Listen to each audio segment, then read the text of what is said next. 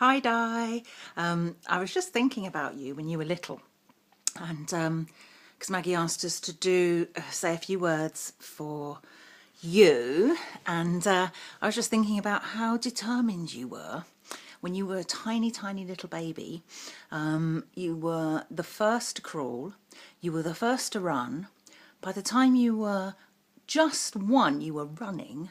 By the time you were 18 months, you were cycling. So other babies were just sort of sitting or at the best crawling. And you were actually on your little tricycle cycling along because you wanted to keep up with Daniel. You've always been just so determined and always had this real kind of like massive energy. And it's just amazing. And you and Dan used to be just so naughty as well.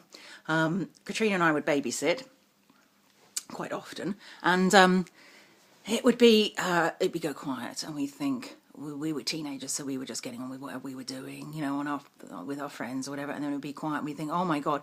And we go upstairs, you'd be playing in your room, and we go up there, and bearing in mind that you were like 1 and 3 years old, and you had 2 actual beds in there by then because you didn't want to be in a cot. I think you had a cot as well, but there were 2 beds in there, proper full-size beds, and wardrobes and chest of drawers.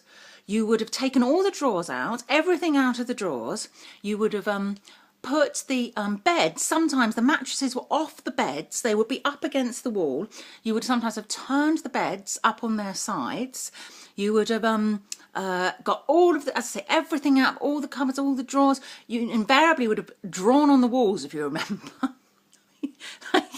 And the thing was, you were so small. I mean, you were moving furniture, you and Dan, across the room.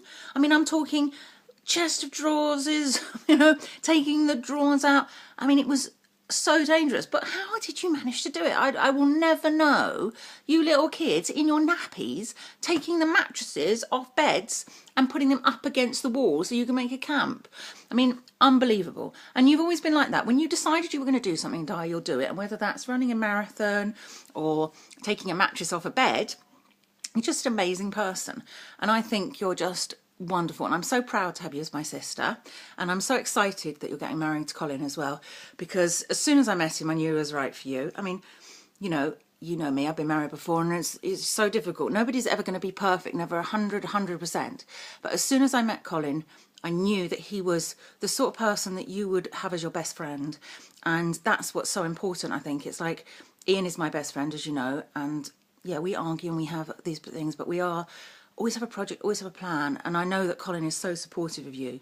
And I think you're going to have a wonderful life together with your kind of drive and determination and just general wonderfulness, because you're also such a lovely person. You're a good person, Di, and you care about people, and you're a sweet person as well, even though you're very motivated and very clever and very, you know, business orientated as well. You're such a clever person, and you're such a kind person as well.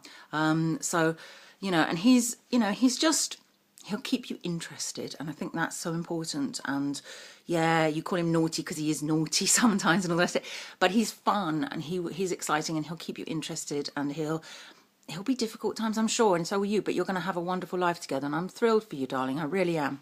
And yeah, it just made me smile thinking about you, naughty monkey. Okay, lots of love, Di, and I'm not very good at doing these videos, so I'm going to go now, but love you lots and really excited for you. Bye bye.